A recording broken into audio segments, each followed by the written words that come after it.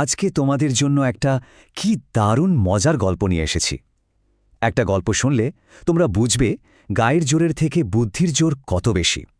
গল্পের নাম হল চতুর খরগোশ আর বোকা সিংহ। হ্যাঁ, ঠিকই শুনছ। একটা পুচকে খরগোশ হারিয়ে দিল এক বিশাল ভয়ঙ্কর সিংহকে। কি করে, কিভাবে এটা সম্ভব হলো? চলো তাহলে আর দেরি না করে পুরো গল্পটা শুনেই ফেলি। অনেক অনেক কাল আগের কথা। এক ছিল মস্ত বড় ঘন এক জঙ্গল, আর সেই জঙ্গলে থাকত এক ভয়ঙ্কর সিংহ। সে নিজেকে ভাবত জঙ্গলের রাজা, আর কি তার মেজাজ, কি তার রাগ। আর সেই সিংহটা কি করত জানো? প্রতিদিন জঙ্গলের একটা না একটা নিরীহ প্রাণীকে ধরে খেয়ে ফেলত। উফ, জঙ্গলের বাকি সবাই সবসময় ভয়ে একেবারে কাঁপত। কি যে দুঃখ সবার মনে। তো সিংহের এই অত্যাচার আর সহ্য করা যাচ্ছিল না। তাই একদিন কি হলো, জঙ্গলের সব পশু পাখিরা লুকিয়ে লুকিয়ে এক জায়গায় জড়ো হলো। সবাই মিলে একটা মিটিং বসালো। সবাই ভাবতে লাগলো এই বিপদ থেকে উদ্ধার পাওয়ার উপায়টা কি। সবার মধ্যে একটা হরিণ খুব ভয়ে ভয়ে কাঁপতে কাঁপতে বলল, ভাই সাব, এভাবে যদি চলতে থাকে তাহলে তো সিংহটা আমাদের একজন একজন করে সবাইকে খেয়ে ফেলবে। আমরা তো কেউই বাঁচব না, আমরা তো শেষ হয়ে যাব। ঠিক তক্ষুনি একটা চালাক বানর একটা গাছের ডাল থেকে লাফ দিয়ে নেমে বলল, একদম ঠিক কথা, হরিণ ভাই একদম ঠিক বলেছে। এভাবে বসে থাকতে চলবে না, আমাদের এক্ষুনি কিছু একটা করতেই হবে।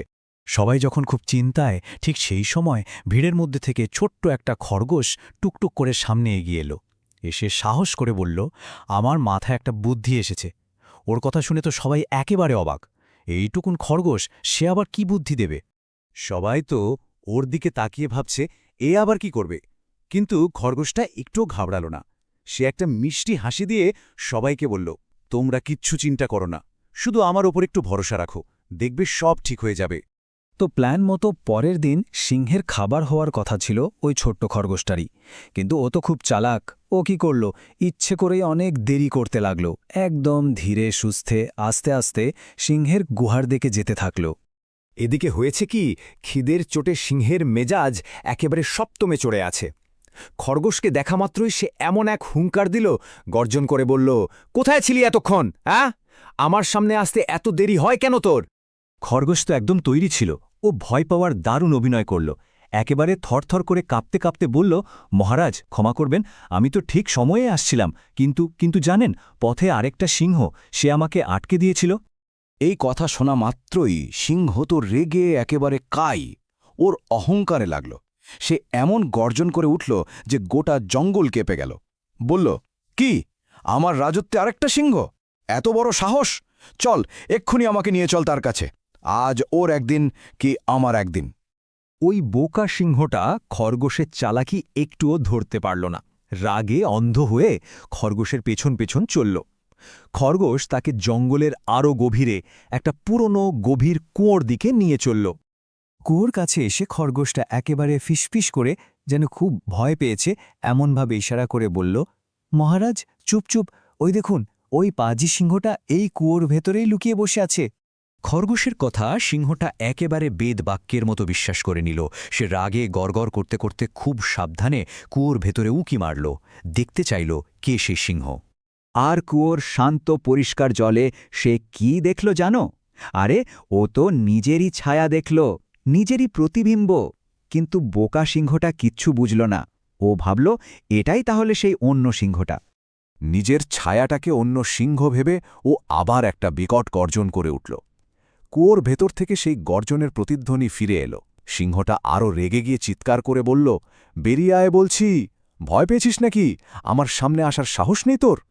ব্যাস, আর কি, নিজের ছায়ার সাথে লড়বে বলে রাগের মাথায় বোকা সিংহটা কিছু না ভেবেই ঝপাং করে এক লাফ দিল কুয়োর ভেতরে। আর সেই গভীর জলে ডুবেই তার সব দর্পচূর্ণ হয়ে গেল। খরগোশের প্ল্যান তো একেবারে সফল। সে তো এটাই চেয়েছিল। সে আর এক মুহূর্ত দেরি করল না। খুশিতে ডগমগ হয়ে লাফাতে লাফাতে দৌড় দিল জঙ্গলের বাকিদের কাছে এই দারুণ সুখবরটা পৌঁছে দিতে। আর এই খবরটা শোনার পর তো জঙ্গলে আনন্দে ঢেউ বয়ে গেল। সব পশু পাখিরা ভয়ে ভয়ে আর নয়, এবার আনন্দে নাচতে লাগল, গাইতে লাগল। সবাই মিলে উৎসব শুরু করে দিল।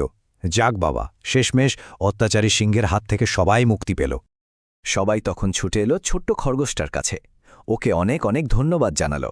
তখন খরগোশটা সবাইকে দেখে একটা সুন্দর হাসি দিয়ে বলল, বন্ধুরা, এবার তো বুঝলে শুধু গায়ের জোরেই সব হয় না, আসল শক্তি হলো বুদ্ধি। তাহলে এই সুন্দর গল্পটা থেকে আমরা কি শিখলাম বলো তো?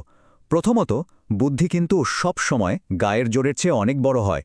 আর দ্বিতীয়ত, আমরা ছোট হতে পারি, কিন্তু আমাদের বুদ্ধি দিয়ে আমরা অনেক বড় বড় সমস্যারও সমাধান করে ফেলতে পারি, তাই না?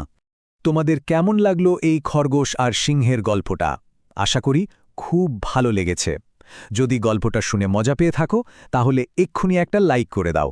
আর হ্যাঁ, এরকম আরও অনেক সুন্দর সুন্দর গল্প শোনার জন্য আমাদের চ্যানেলটা সাবস্ক্রাইব করতে কিন্তু একদম ভুলো না। আজকের মতো এখানেই শেষ করছি, আবার দেখা হবে নতুন কোনো গল্প নিয়ে। টাটা।